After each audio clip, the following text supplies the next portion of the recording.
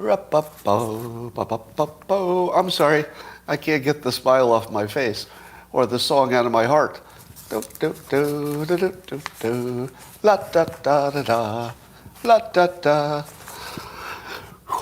Come on, get back in the game. Get back in the game.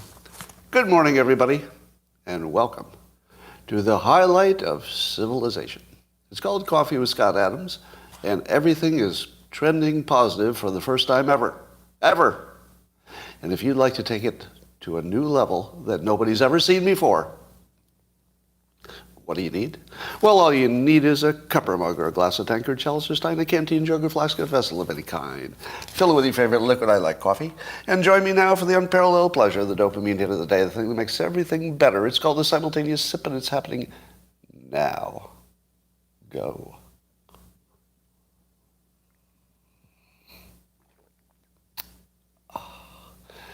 Tastes like freedom. Tastes like freedom. I feel like I'm going to have another. Anybody? Anybody? Going in for number 2. This is very unusual. This is breaking precedent. This has never happened before. Oh, and I'm glad I did. Oh. Well, I hope your day's as good as mine.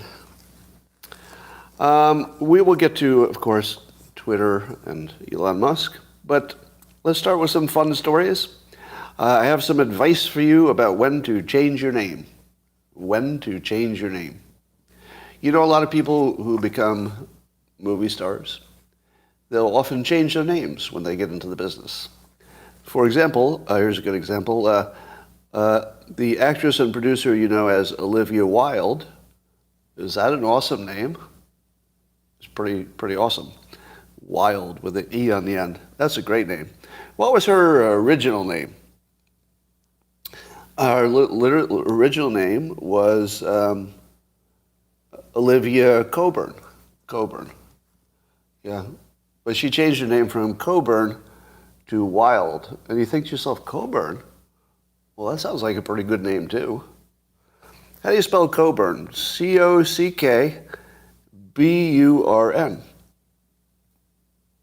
Well, suddenly I feel sorry for her school days because I've got a feeling that was tough. Her grandfather was Claude Cockburn, who wrote Beat the Devil, under a pseudonym, so he didn't use his real name, Claude Cockburn, or Coburn, some people would pronounce it. He changed it to James Helvig, which is probably a good move. Yes. So if you're an attractive woman, do not continue with a name called Cockburn. That's just my advice. I was delighted and horrified today to see that an AI could take my Dilbert comic and create a human version of the comic just by asking it to do it. So it took this was Machiavelli's underbelly, who the Twitter account, who does a lot of fascinating AI stuff, so you can see what's coming. But he took my comic and just had the AI recreate it with imaginary real people. I think they're just created by the AI. So 2 people who look like real people having a conversation that look like the Dilbert characters having the conversation. And apparently this is something you can do in like a minute. I'm telling you where my business is going to go. Here's where it's going to go. I'm going to be able to speak into the AI, and it will just draw a Dilbert comic. And then I'll say, well, can you make that 4th panel a little more interesting? Change the angle. And then it'll automatically redraw it as if you were looking at it from another angle. It should be that easy. In fact, movies should be that easy in just maybe a few years. Imagine being a script writer and writing the movie visually. Yeah? You start with, you describe the characters, and then the AI shows you the characters you described. Then you tweak them a little bit. Oh, give that one a mustache. And they change as you're talking. Then you say, all right, There's this car chase, and it's in the city of Las Vegas. It's the middle of the day. There's a lot of traffic. And in the first scene, he cuts across an intersection at a red light. And then you watch it. You just watch the scene. It would just appear on the screen. And you say, no, add more cars. No, make the collision at the intersection a little bit closer. Am I wrong? I'm pretty sure that's what writing a movie will look like if anybody watches movies. I saw Jeff Pilkington tweet this morning. He said that the Hollywood sign is old and decrepit and no longer, represents Hollywood well. To which I said, I feel like an old decrepit Hollywood sign is exactly right, because when was the last time you watched a movie that wasn't made by Tom Cruise that you also enjoyed? I can't think of one. I actually can't think of a movie that wasn't made by Tom Cruise that I've actually enjoyed in years. I couldn't think of one. Not one. In years. I mean, a Star Trek hasn't come out in a few years, right? Anyway. Paul Pelosi, husband of Nancy Pelosi, was brutally attacked in his home in San Francisco. Now, number one, there's nothing funny about that. Can we do some, we're going to have to do some compartmentalization here. Is everybody ready for compartmentalization? Because you're good people, I can tell by your comments, you're good people. Because you're good people, you know that there's nothing funny about anybody, no matter what you think of them. There's nothing funny about anybody being brutally attacked. Put it in the compartment. Put it in the compartment where we all agree. All right, now take that compartment with all of your empathy, which proves you're a good human being, and let's put that aside for a moment, because there's something funny about it. It's just a different compartment. Number one, will Nancy Pelosi announce that the Pelosis are moving out of the crime-riddled Democrat city of San Francisco before or after the midterms? What do you think? Will she announce her move before or after the midterms? Because I'll tell you one thing. If I lived in the middle of a crime-infested hellhole and somebody got past my security and beat the shit out of me, I would never sleep there again. I mean, assuming you could afford it. I would never sleep there again. Not once. I would not spend another night in a bed in that house. Would you? I mean, if you had the resources like he does, I mean, he could just stay at a luxury hotel until his new house is purchased, right? He doesn't have to do anything. He's got enough money to do anything he wants. This is not a joke. I think they're going to move. No joke. I think they're going to move because of the crime. Now, she'll probably do it after she retires or something, but I don't think they're going to spend a lot of nights in that house. Just a guess. I'm also wondering if the perpetrator yelled, "This is MAGA country." Because we haven't heard much about the perpetrator, have we? In fact, nothing. Nothing about the motive, nothing about the person. But I'm just going to guess it probably was some Nigerian guys yelling, "This is MAGA country." That's just a shot in the dark, but I think that's who it was. Nigerians yelling MAGA country. Well, Carrie Lake continues to impress with her communication skills. Maybe the best I've ever seen, actually. You know, it's a little early to say that, but it's hard to say who's the best communicator of all time. You know, Reagan was amazing. You know, it's tough to beat Reagan. Trump, I think, you know, one of the greats of all times, but also gets people mad, right? So there's a little price that comes with Trump. But Carrie Lake seems to be so on point on some of this stuff. And as was pointed out to me, she used the really persuasion. So they asked her about Katie Hobbs, her opponent, Katie Hobbs' office had been broken into, and the reporter tried to ask a question that couched it like somehow that was Kari Lake's fault, for either rhetoric or something else. And Kari Lake, instead of answering that dumbass question, she looked at her and she goes, "Really?" Now, she only said it once. I would have liked to hear it 3 times. Really? Really? Really? It's that third one that really drives it home. Really? But she did something as good, maybe better. She said that she looked at the journalist and said, "You're the people who dragged the public through so many BS stories like Jussie Smollett." That was perfect. Just to throw in the Jussie Smollett reference when they're asking her a dumbass question. Now imagine just think how much better that response was than if she'd actually answered the question. That was a question you do not answer. Do not answer that question. You say, "Really? Really? Really?" And then you move on. Anyway, she handled it perfectly. Joe Biden was colluding with China recently. He did some campaigning, I guess you'd call it, without really calling it that. But he did a photo shoot with 8 TikTok influencers who collectively control 67 million followers. If you want to know how big that is, that's 8 TikTok influencers, collectively 67 million followers. Compare that to the viewership of the news, and they're in the 1 to 5 million range. Right? Network news is nowhere near as big as these 8 influencers in terms of reach. So there's that. But does Joe Biden know that once that picture is taken, literally China gets to decide who sees it? Did you know that? Literally.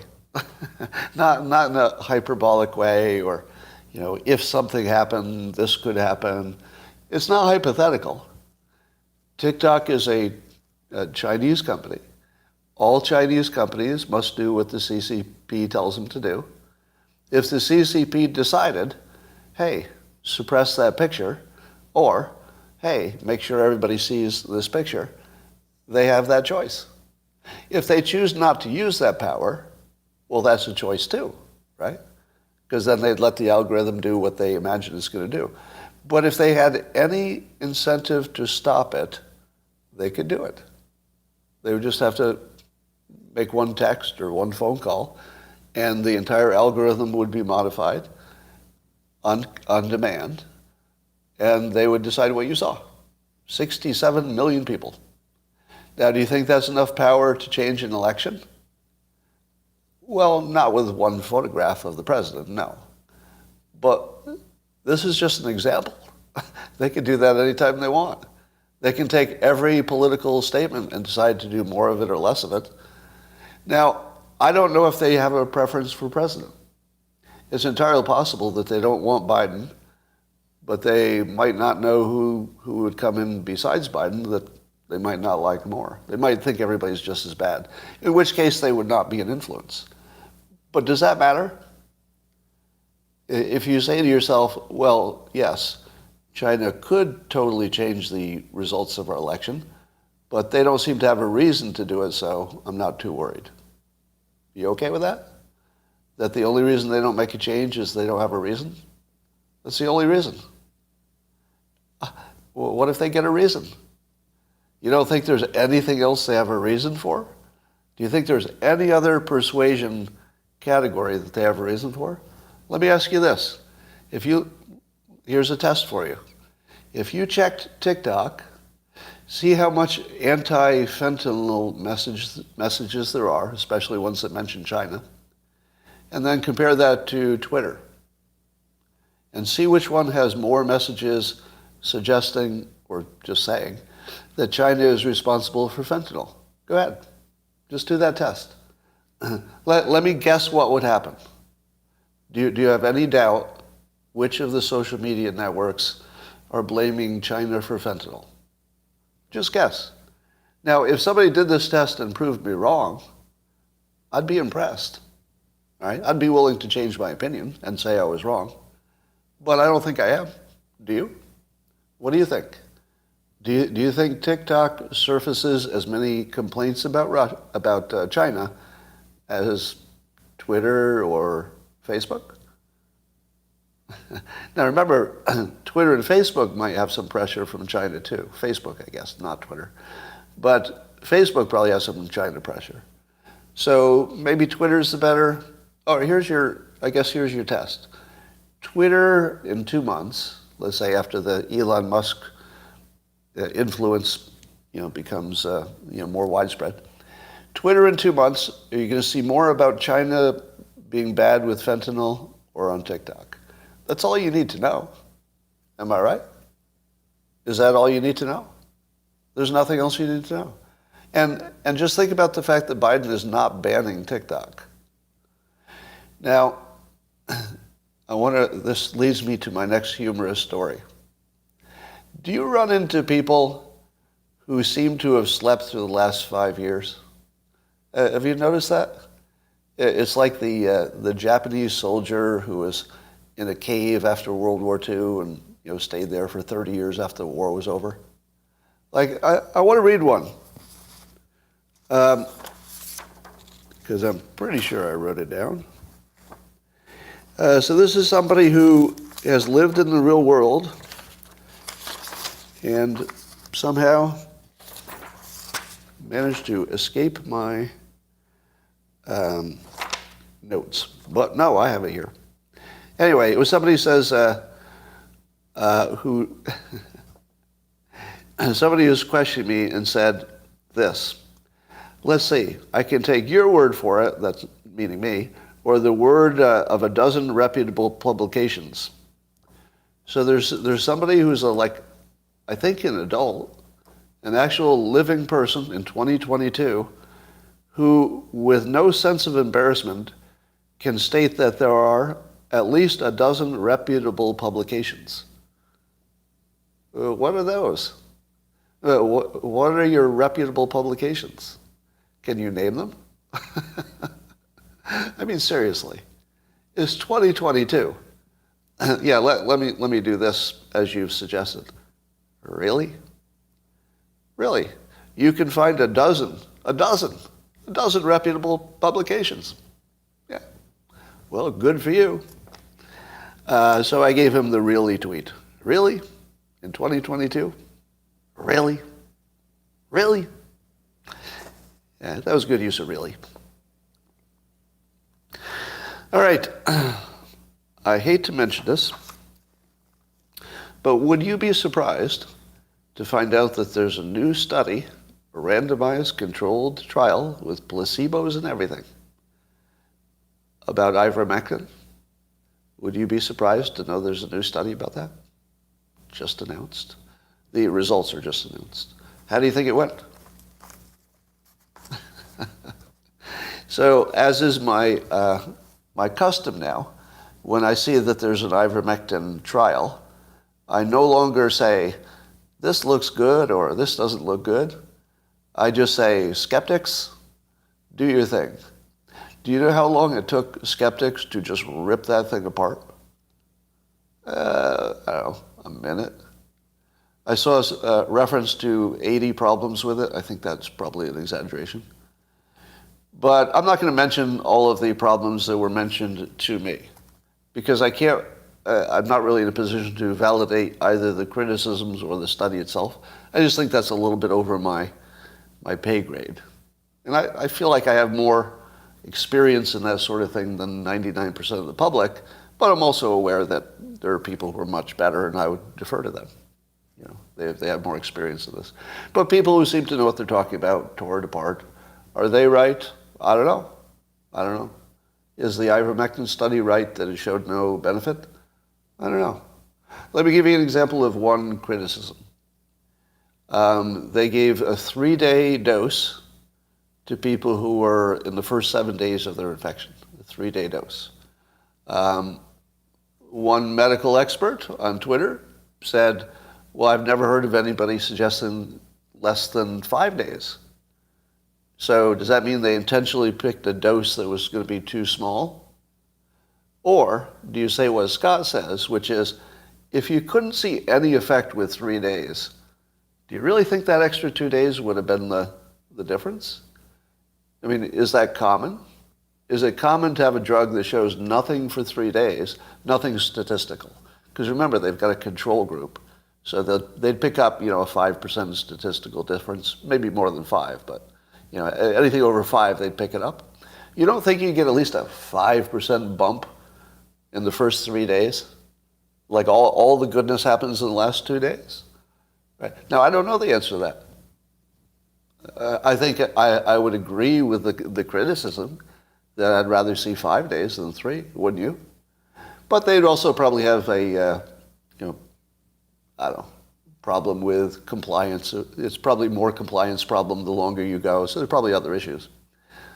Yeah, maybe it's a funding thing. I don't know. All right. So here's my ironic observation for today. I'm so proud of this, I might say it twice. So listen carefully the first time, but it doesn't matter because I'm going to say it again. In 2022, this really happened. Ivermectin proved that science doesn't work. Pat myself on the back. I'm just so proud of that one. Pat. Now I'm going to say it again. In 2022, ivermectin proved that science doesn't work. That really happened. I'm not making that up. That really fucking happened. Am I wrong? It did prove that science doesn't work. Now, I'm not saying that ivermectin works. All right, so I want to be really clear.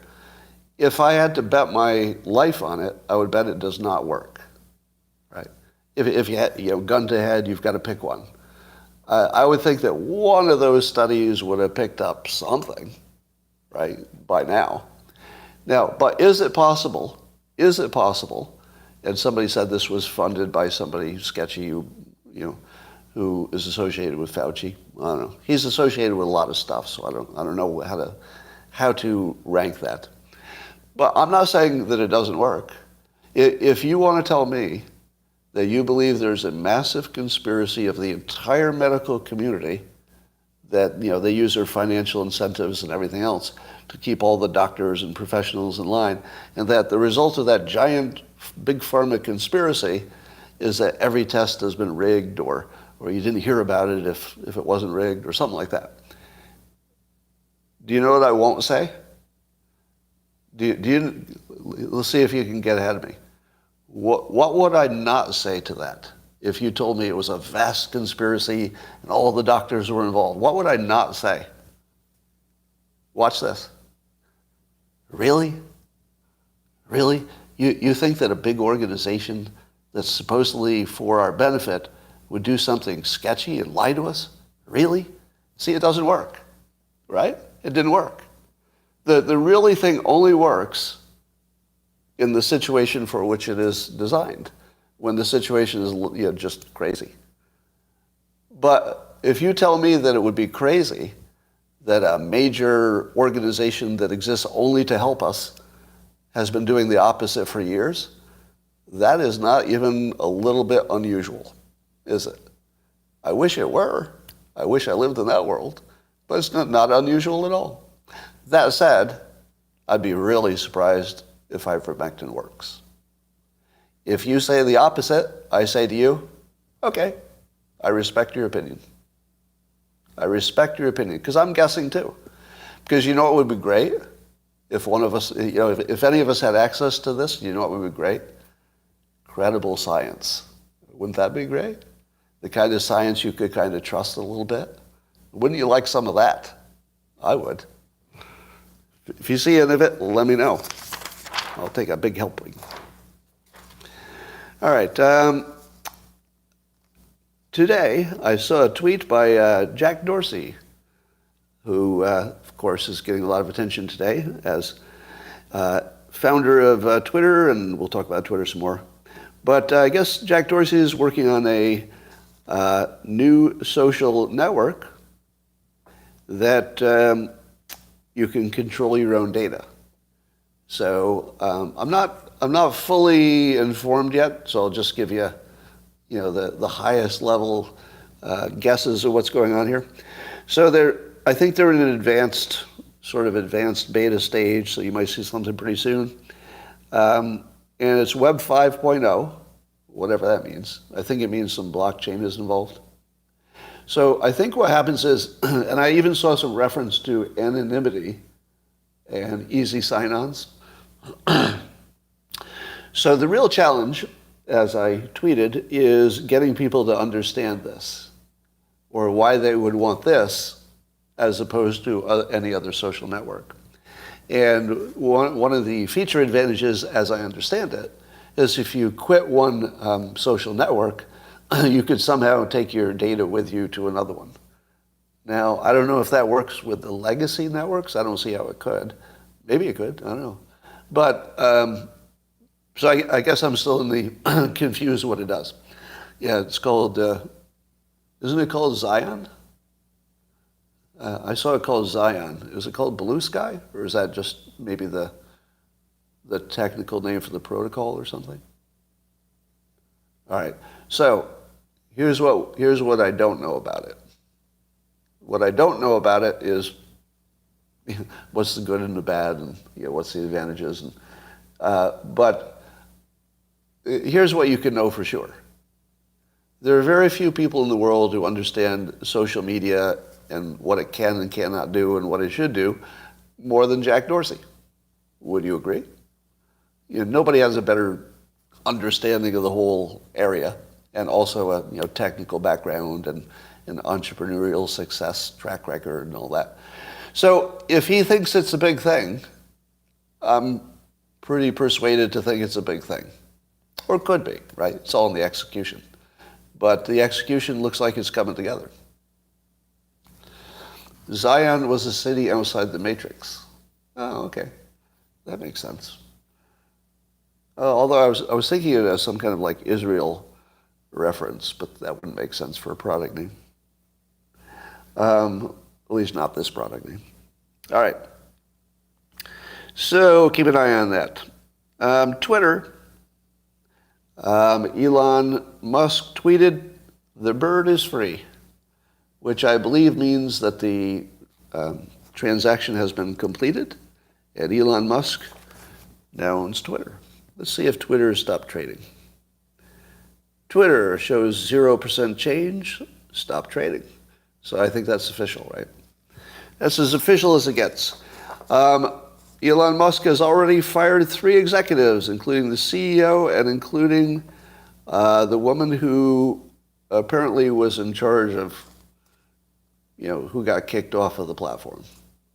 So the woman who was in charge of kicking people off the platform got, finish my sentence, the woman who was in charge of kicking people off the platform got kicked off the platform, in a way. Rob Reiner, who threatened to quit Twitter if Elon Musk took over, is tweeting more than ever. And would you like to have a preview of something to come in the world of Rob Reiner? Rob Reiner has something coming he doesn't know about. There's a Dilbert comic that features him. It's in the pipeline. So he's going to see his name in a Dilbert comic pretty soon. It's not terribly, I don't go at him hard, but you'll enjoy the comic, I think. Musk has claimed, I don't remember when he said this, but recently, that he pledged to, quote, defeat the spam bots or die trying. Now, isn't that exactly what you wanted to hear? All right. It's not an accident when Elon Musk says something perfect. That's not an accident. He knows how to say perfect things, like he's really good at it. This is perfect. It's exactly what I wanted to hear. I didn't want to hear any bullshit. I didn't want to hear about he was going to form a project. I didn't want to hear there's going to be an independent bipartisan commission working on it. I don't want any like corporate, bureaucratic, sound good, jerk me off bullshit. I want them to hear, I'm going to defeat the spam bots or die trying. Okay. Okay. I'm on board with that.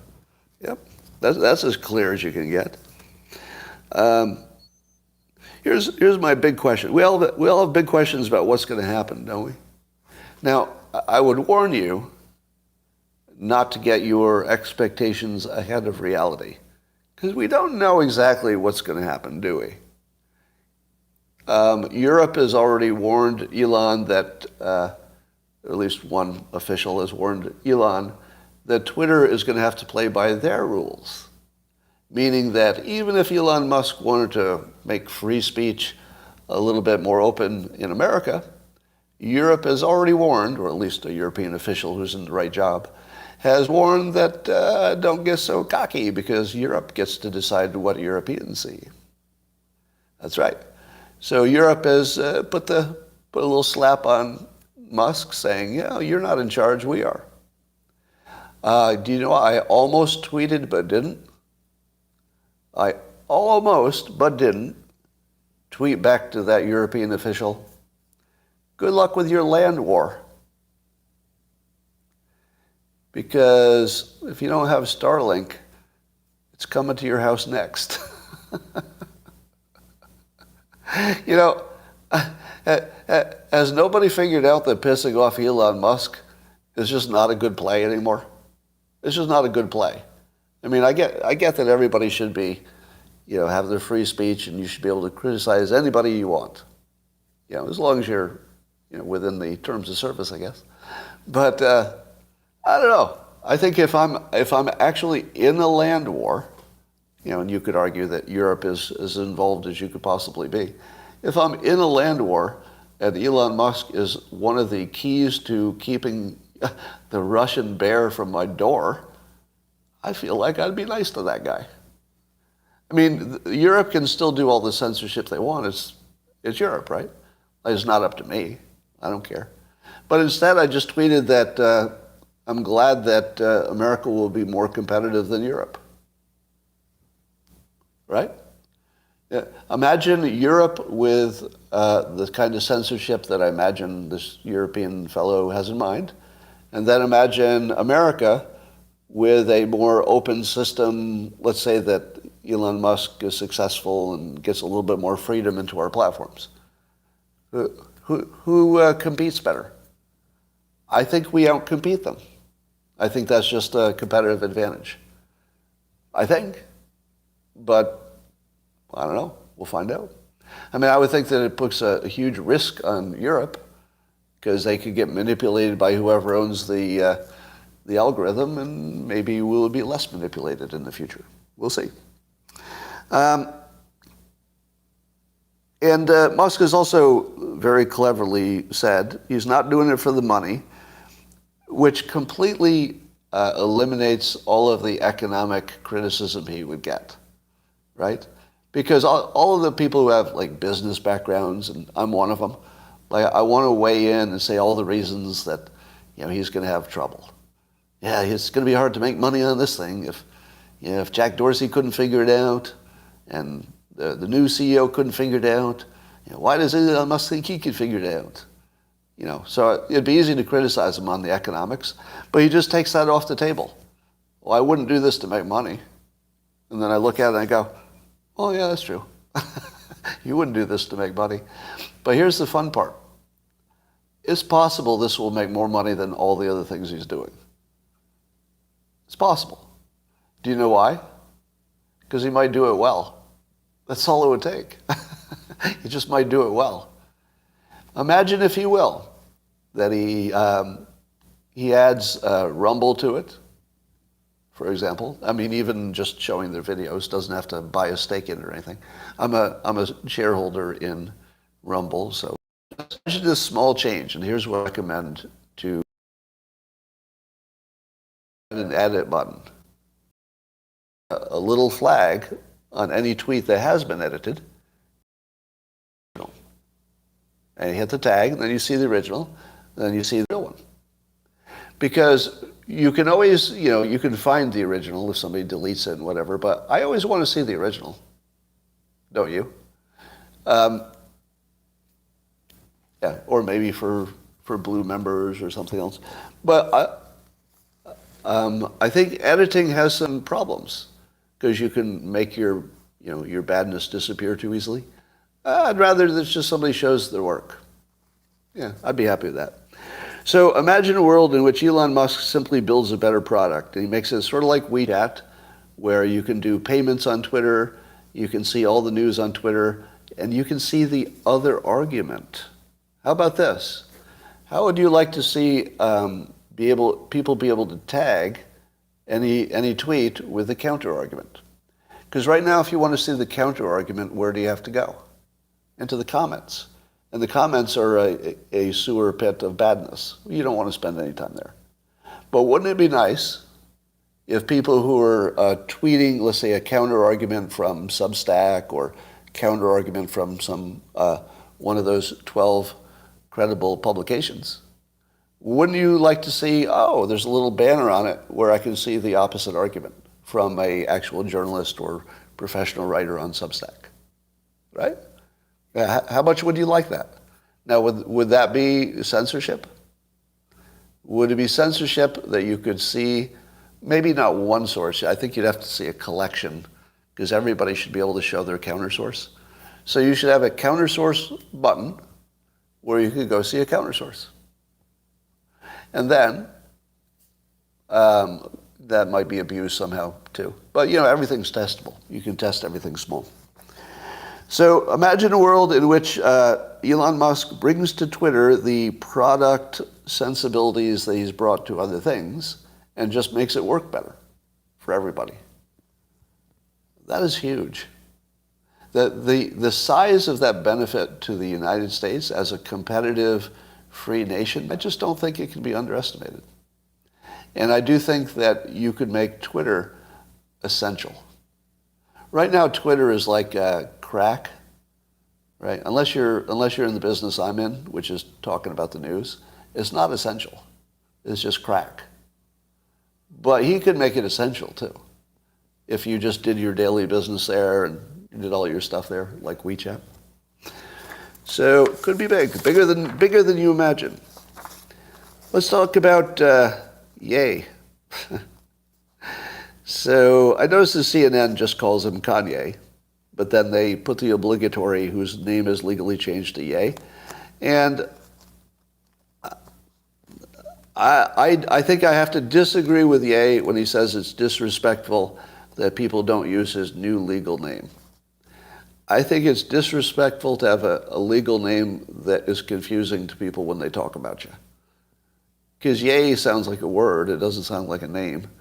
And if I start a sentence with Ye, don't they sound like a Bible verse?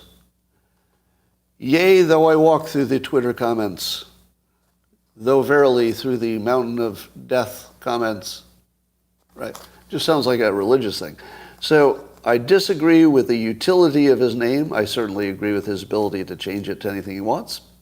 And it does work to give him attention, and it's kind of a cool name and everything. So there's lots of good about it. But don't impose on us that we call you a certain thing if you've made it intentionally confusing. All right, well, he went into the Skechers company, the shoe company, and he insisted that he talked to the head of it, and I guess he didn't have an appointment, and some executives took him out of the building.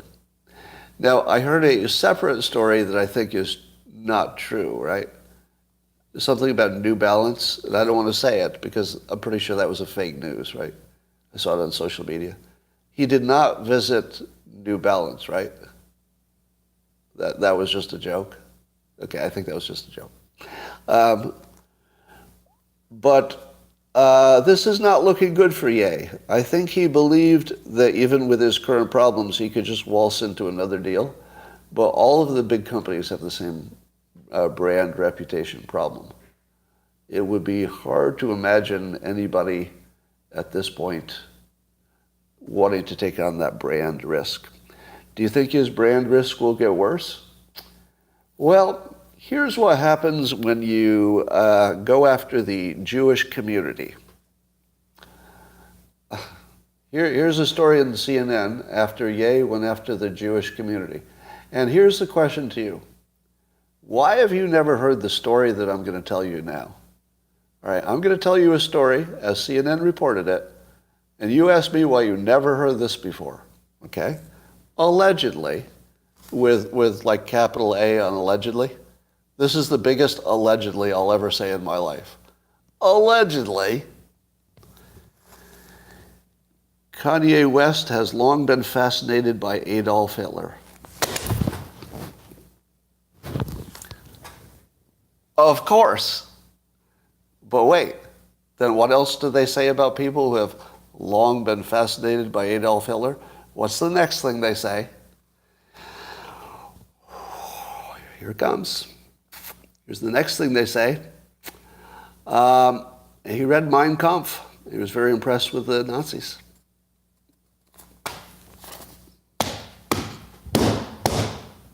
Oh my God. Now, the news, and apparently there's somebody on TMZ who he talked with, who confirms that he said, sketchy things about the Jewish community. Not these things, not about Hitler.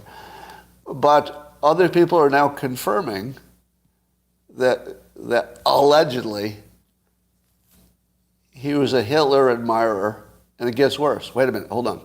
His album that was titled Yay, so that in the end they titled it Yay, the story says that his first suggestion for the title of his album was Hitler.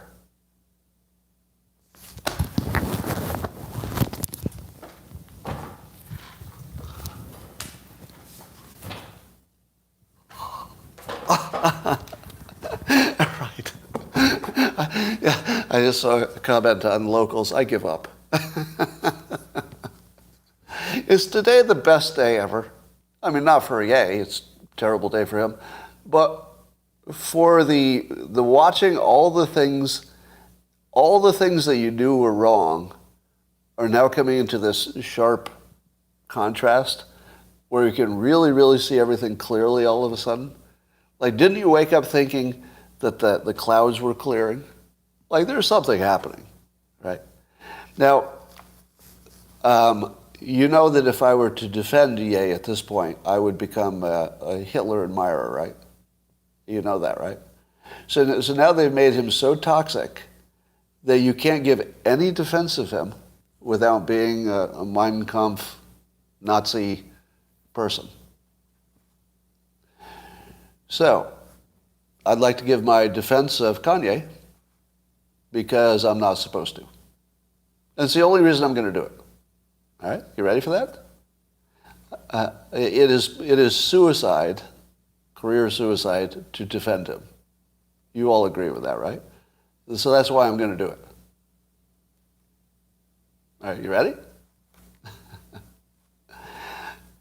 I have never read Mein Kampf, but I'm going to. Do you know why? It's probably really important. Because I've heard a number of people very smart who said they read it and they learned a lot. You don't want to know what your enemies are doing?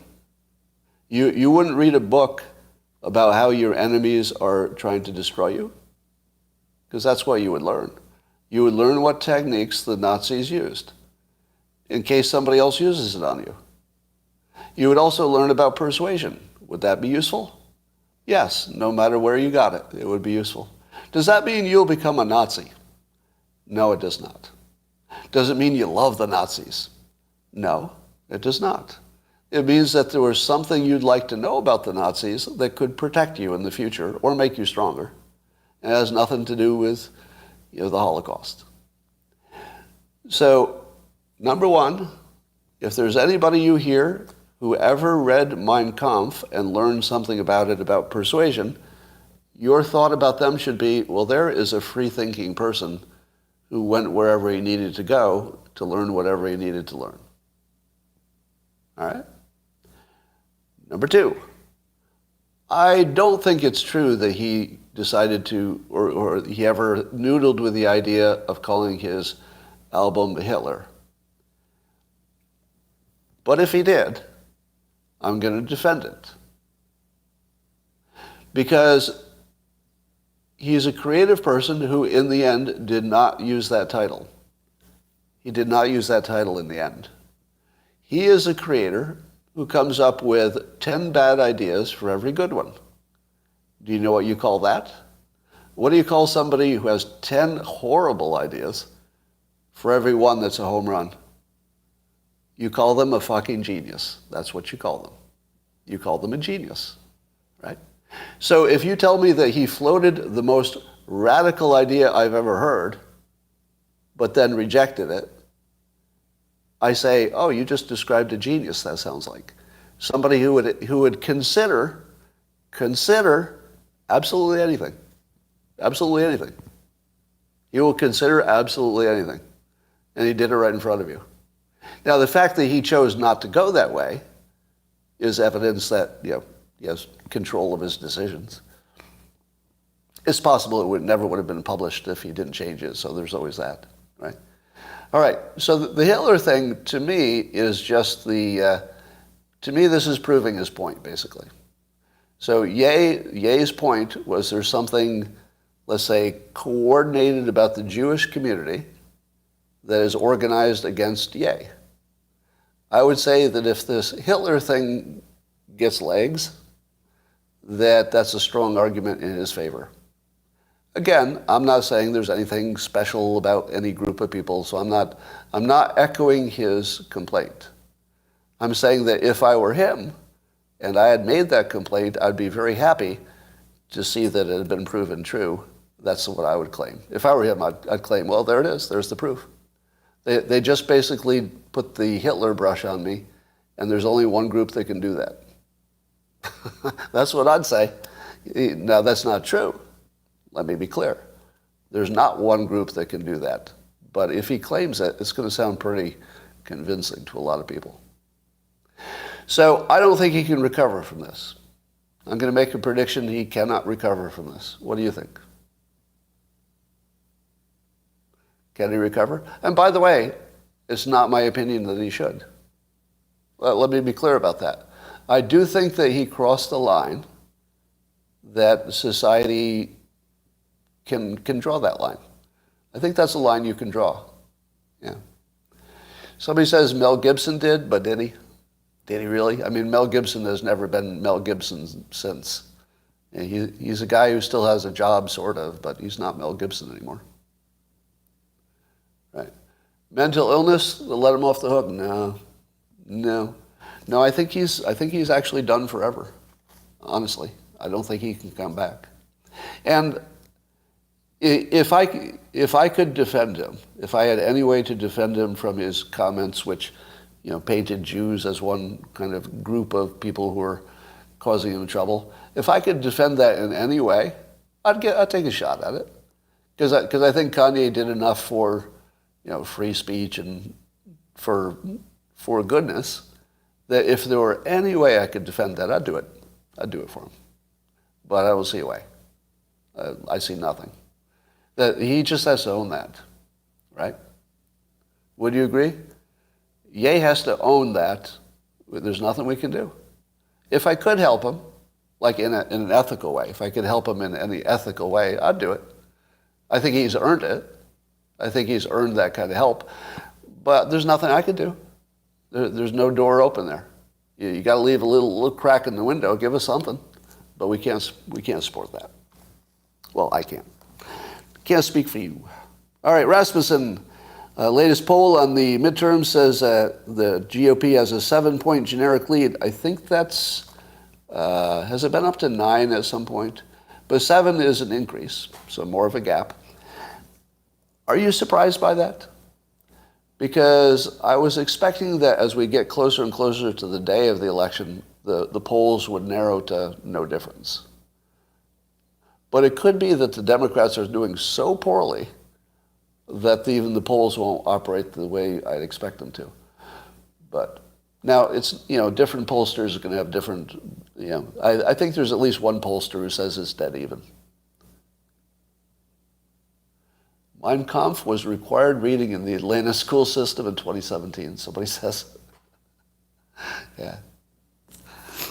I don't know about that, but sounds like it could have been.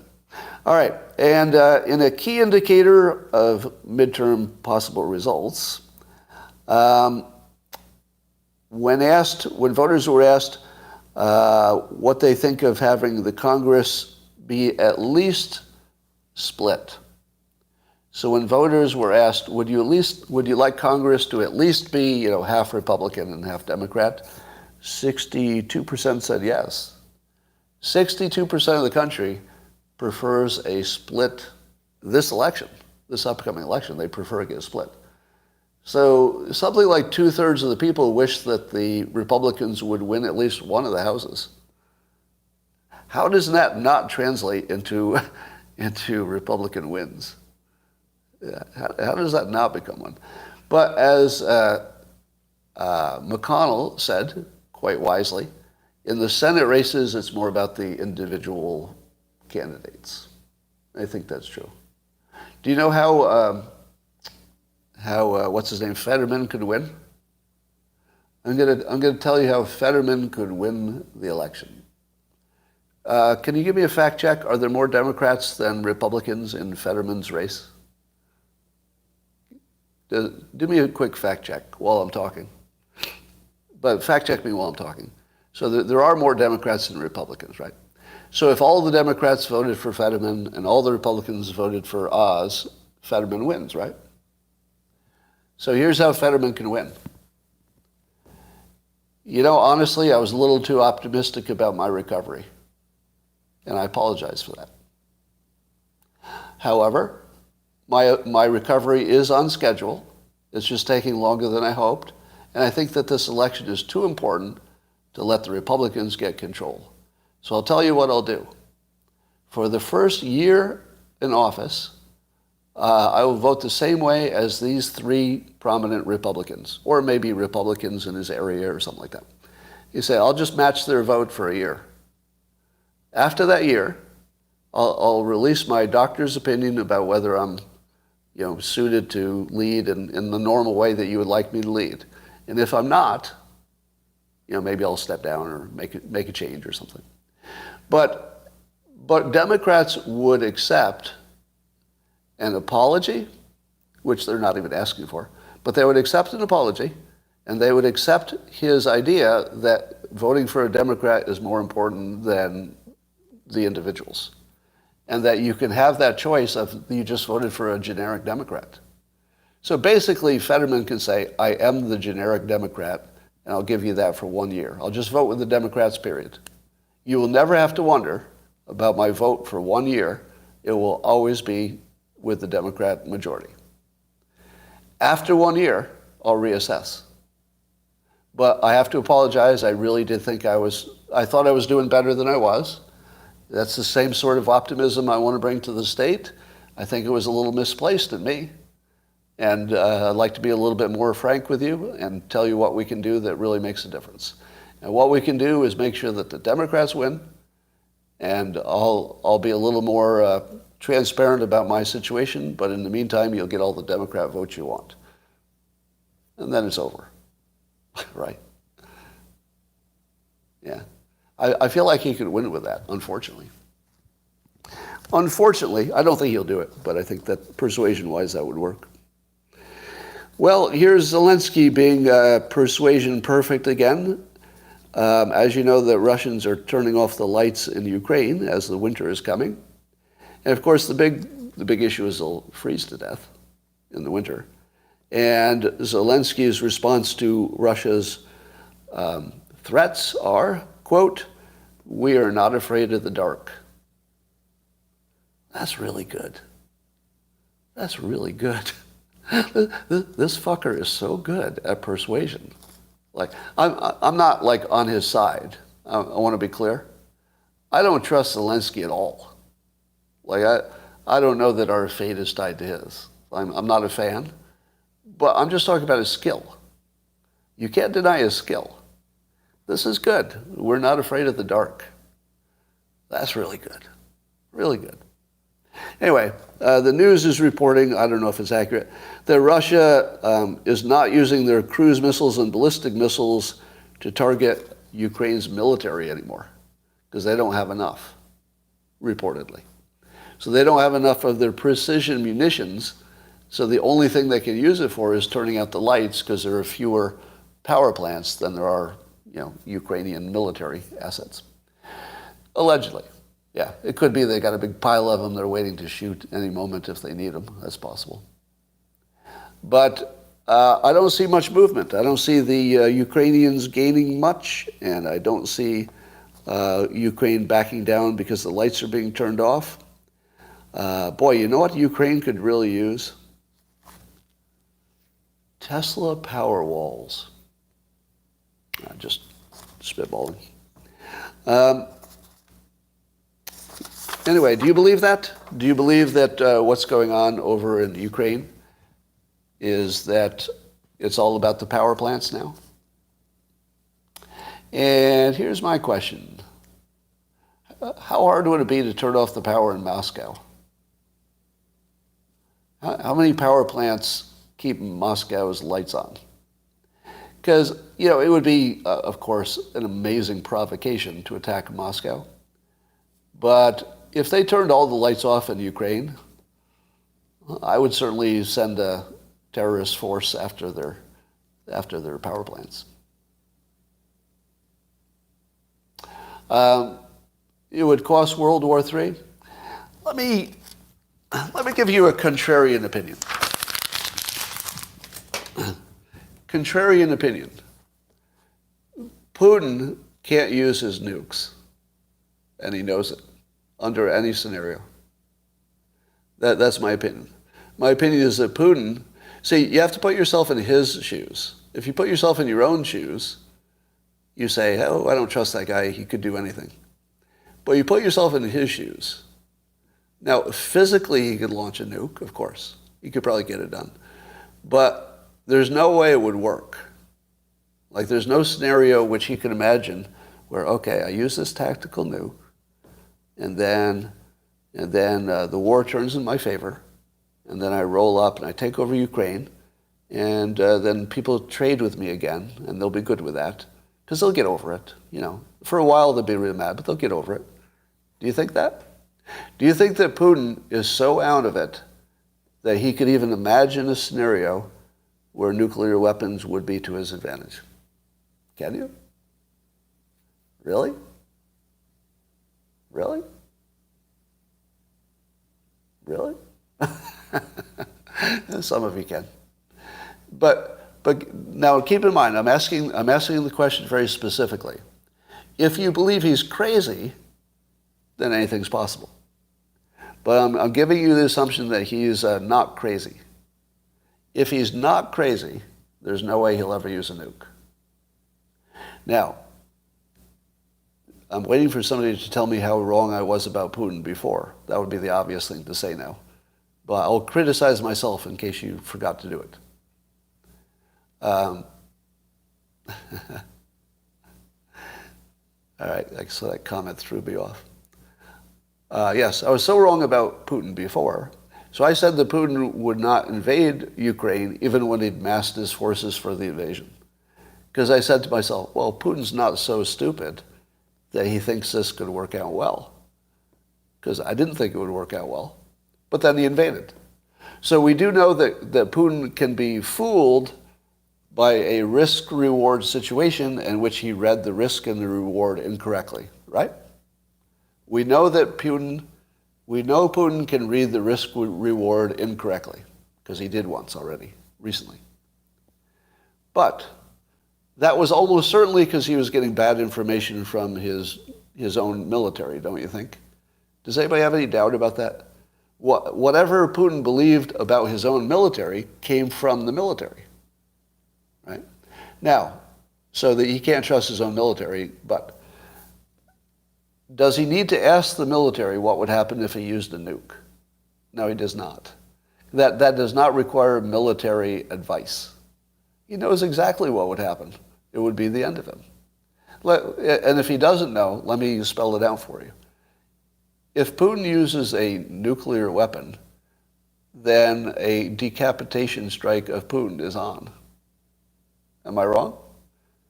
The response would be a decapitation strike, wouldn't it? We would kill Putin. Tell me I'm wrong. Tell me I'm wrong. I don't think we would even attack the Russian military. So what Biden says, or the experts are saying, is that the U.S. would do a massive attack on the Russian military. Possible. It's possible. But if a guy uses a nuke, you only have one mission. You only have one job, to get rid of that one guy. Right? That's your only job. And I would tell all the other generals, I'd say, get the fuck away from him. We're not after you. I would tell all of the other generals and all the other leaders, we're not after you. Do not be within a city block of Putin. Get the fuck out of there, and you've got one day. You've got 24 hours to get out of the blast zone, because we know where he is, and there's going to be a big hole there in 24 hours. We will do nothing else to Russia. There will be no other impact. If you're not standing next to Putin, you will be completely safe. Do not stand next to Putin, because the next week is going to be a big hole in the ground where Putin used to be. That's how I'd handle it. I would tell the Russian people they don't have anything to worry about. We're going after one guy, and we're going to make sure nobody uses a nuke again. Now imagine this turned around the other way. Imagine an American president used a nuclear weapon when it didn't have to happen. Just imagine that. And then imagine the other side says, look, we're just going to kill your president. Stand down. I might let him do it. I might let him do it. Right? If my president launched like a dirty nuke when it didn't have to happen, and somebody says we're going to kill him for it, I'd get out of the way. I mean, I'm not sure I would reveal his location because I don't want to go full traitor, but I wouldn't care if he got killed. Not at all. So I think nuclear is just different in every way. So everything you know about everything else is completely different as soon as you're talking nuclear. Nobody has a country when you're talking nuclear. You know what I mean?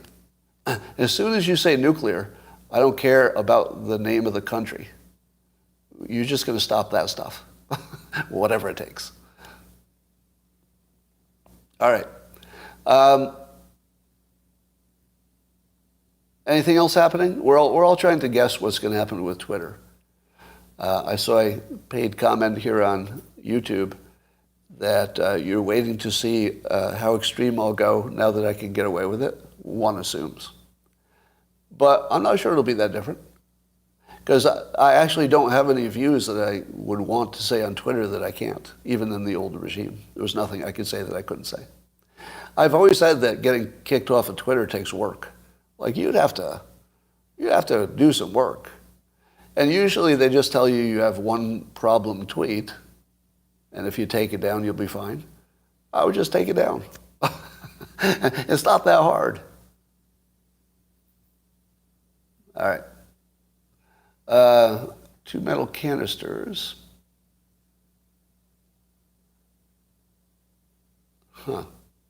I would not believe any false flags about radiation injuries in Ukraine. I wouldn't believe anything about anything on that topic. Could Oz capitalize on a Fetterman apology? Well, not if he said, just make sure you vote Democrat.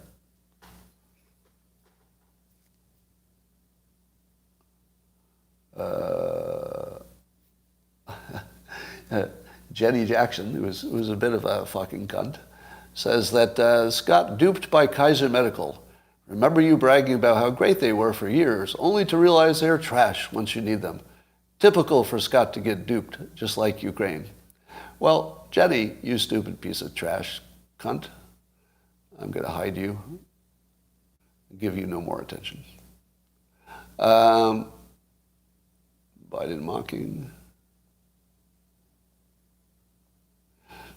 There's a video on Twitter of I think it was a Ukrainian woman who slapped a Russian guy in a bar. They were getting in a verbal disagreement. She looked like she was drunk. And she just walks up to him from across the room, walks up to him, just slaps him in the face. And then he just lays her out. And I just, with a slap, not a punch. But I have to admit I enjoyed watching it several times. Because every time somebody thinks that they're invulnerable and they learn that they're not, that is so entertaining. And why did this white woman think she could assault a man in public? Why did the white woman think she could assault a man in public? Because white women can get away with everything. They can get away with anything. And there was one Russian guy who taught her that he wasn't born in America. Hey, guess what? This guy's not born in America. Bam. Yeah. All right. Let's guess who will be brought back onto Twitter. I say Trump will be offered, but will not come back to Twitter. What do you say? Because he needs people to join truth. I think Twitter will run for president. I'm sorry. I think Trump will run for president, and I think he can win two ways. Either by forcing people to be on truth to find out what the candidate says, which I'm already on truth, but I don't use it. If Trump tweeted every day running for president, then I would have to be on truth and I'd have to check it, right? And as a number of people would. So I think his best play is to help his media entity by running for president, and he probably wants to run for president anyway. So I'm going to say that Trump will be invited but will not come. So that's my first one. I think some of them are interesting because, Carpe Diem, what did he get kicked off for? Was it for a copyright violation? Because I think it might have been a copyright violation. Or was it about trans? No. The Babylon Bee got kicked off for making fun of a trans person. Little kids hugging? I don't know. Whatever it was. But I think it depends why they got kicked off. I would be in favor of no permanent suspensions. No permanent suspensions. There should be just a 3-year penalty maybe. Like if you did something like that was Holocaust bad, I still think you should get 3 years, and be able to come back with full privileges. Or maybe come back with some kind of limited, we're watching you kind of thing. Yeah, Babylon got kicked off for satire, but the satire was targeting a group, as all satire does. All right, so we'll see who comes back on Twitter. Project Veritas seems like that one would come back. What did they do that violated any terms of service? Alex Jones, I would expect him to be back. Is Jordan Peterson kicked off of Twitter? Is that real? What? For saying that the Sports Illustrated model didn't look healthy? No. That can't be true. Oh, he deleted the tweet and he's back. Okay. Wow. See, now, I would have done that too. On one hand, you think, well, I'll make a point of it and I won't delete the tweet because it's what I mean. But I don't think that's worth it. In the real world, if Twitter is part of your business model, as it is with Jordan Peterson, and it is with me, I think you just delete the tweet and, live to offend another day. Yeah, live to fight another day. I would just want to die on that hill. He is not back. I guess there's some disagreement whether he's back. He dead named the actress. Was that what it was? Was it Ellen Page or was it? Oh. He dead named Elliot Page and called Elliot by the original name. That's what happened. He dead named someone and said, "How is that bad?" Oh, okay. Well, let me see if I can be as open-minded about this as possible. Right? I generally agree with Jordan Peterson. So I'm generally on his side. Not all the time. That's probably true of everybody. But let's say his argument was there should be nothing wrong with using somebody's original name, especially if that's how people know to refer to them.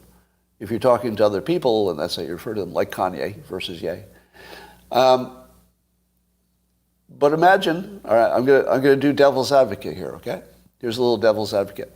Imagine if you were that trans person, and a famous person went on Twitter and used your original name, which has the effect to you of mocking you, or maybe not mocking, but let's say disrespecting your identity. How much would that bother you? Is that a crime? Okay, here's where I think you have to be a little bit more human. You are all judging this from the perspective of not being a trans person. Right? If you're not trans, how could you possibly imagine what it would be like? How could you possibly imagine that? I don't think you can. Now, should our standard be that what we're allowed to say is based on how hurt another person is? Is that the standard? Because that's a pretty dangerous standard, isn't it?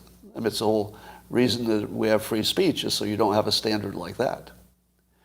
So let's say we imagined that she was hurt by the comment. Is that reason enough? And let's say that even Jordan Peterson might have known that she would be at least offended or feel disrespected, maybe even get mocked by Jordan Peterson's followers or something like that. Does she have a reason to complain? Well, she has a reason not to like it, for sure. And if she said some horrible things about Jordan Peterson because of it, I would certainly want her to be able to say all those things in public, and so would he. Pretty sure. I'm not a mind reader, but pretty sure he likes free speech. He says it a lot. Yeah, mind trans. That was funny. All right. So I'm going to say it probably is pretty tough to be trans. And maybe we should be a little bit more open-minded about hurting an individual who's just in a different space than you are. But on the other hand, you can't have free speech. You can't have free speech if you're worried about hurting everybody. So I guess I would defend his right to say it and maybe encourage him to soften it a little bit. How's that? So, and of course he isn't under no obligation to take my advice. I wouldn't even expect him to. But I think as a trying to be a good human, I think you could say, I respect your free speech completely, but just be a little bit knowledgeable that not every trans person is the same. Let me ask you this. If 100 trans people decided to transition, what percentage of them do you believe will end up happier? I don't know the answer myself, but I'd love to see your, just guess. What percentage of trans people do you think end up happier? Now, I'm seeing very low numbers on the locals, like, 0 to 5%, 10%. I don't think that's true. Has anybody ever done a study on it? All right, here's everything I know about people. Cognitive dissonance should make everybody who does that think they made the right decision. Almost. Let me say it again. Whether or not it's the right decision, that's separate.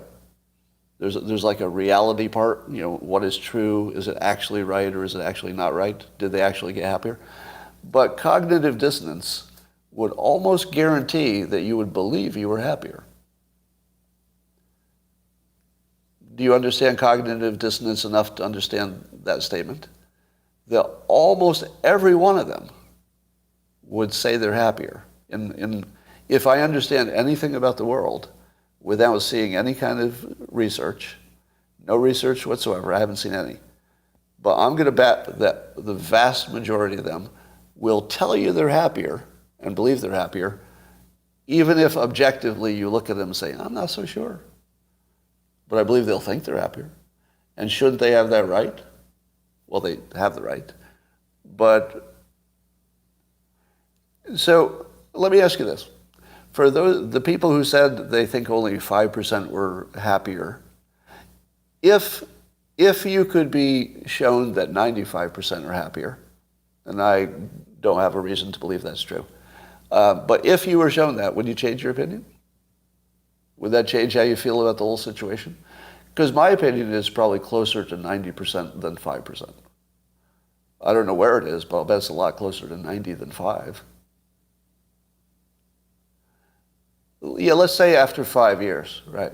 Yeah, after 1 or 2 years, that's when the cognitive dissonance would be the strongest. So, as Erica suggests, you wait 5 years, and then maybe people have, really settled into whether this is a good or bad idea.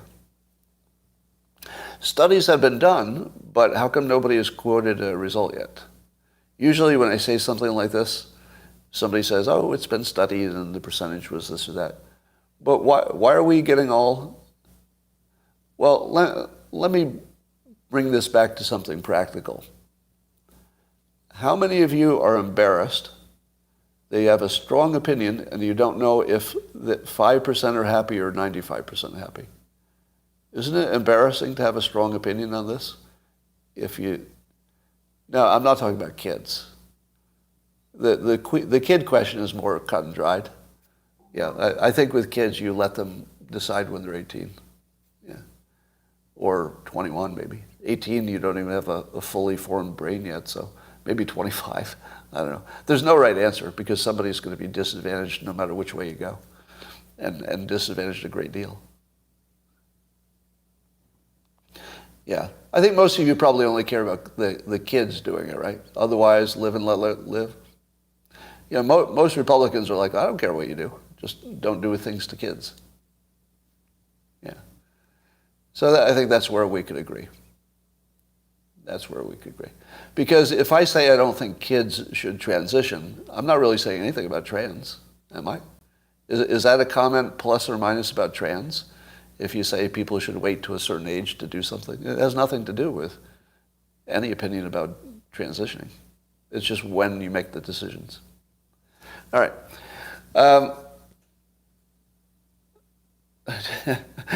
Greg Speed says, his philosophy is don't touch me and don't take my stuff. Nicely done. That's as good as my old boss's philosophy, the cleanest political philosophy I've ever heard. Because I asked him how he voted on all the various propositions and the smaller laws and candidates you've never heard of and stuff. And he said, I just vote for whatever will lower my taxes.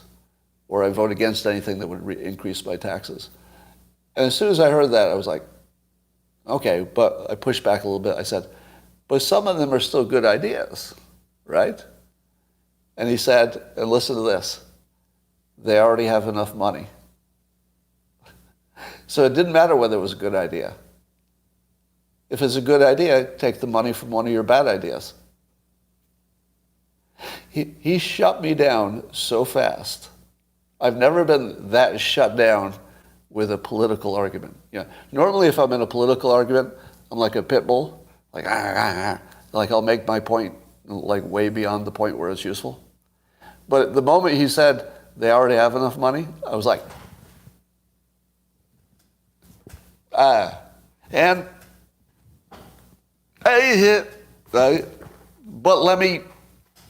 but have you could, on the other hand, I had nothing. That was the end of the conversation. Let me give a little love to the person who said that. He was my boss, Mike Goodwin, who passed away this year, tragically. He passed away this year. And he was also famous as the person who named Dilbert. His name is Mike Goodwin, and he named Dilbert. True fact. He was my boss. And an excellent person, one of my favorite people. I'll tell you a joke he told that also summarizes all of human behavior. Would you like to hear one statement he said? So he did one thing that summarized all of politics. But he also summarized all of human behavior. So we were working in a small room. There was a laboratory. And the laboratory had limited storage space. So we had a little debate among the staff. There were just 5 of us or 3 of us or whatever. And we were trying to decide if one drawer should be the one where we keep the screwdrivers, because we're always looking for screwdrivers for stuff, or should it be where we kept our snacks? So was it the snack drawer, or was it going to be the screwdriver store? And I thought I was pretty clever, pretty clever. I was already a professional humorist, and I said, well, snacks or screwdrivers? I guess it depends if you want to eat or screw. And I thought, well, end of the story. I've just closed down this conversation. Pretty clever. Pretty clever. Do you want to eat or screw? And then Mike Goodwin listened to me say, it depends if you want to eat or screw. And very calmly, he looked at me and he said, depends how hungry I am.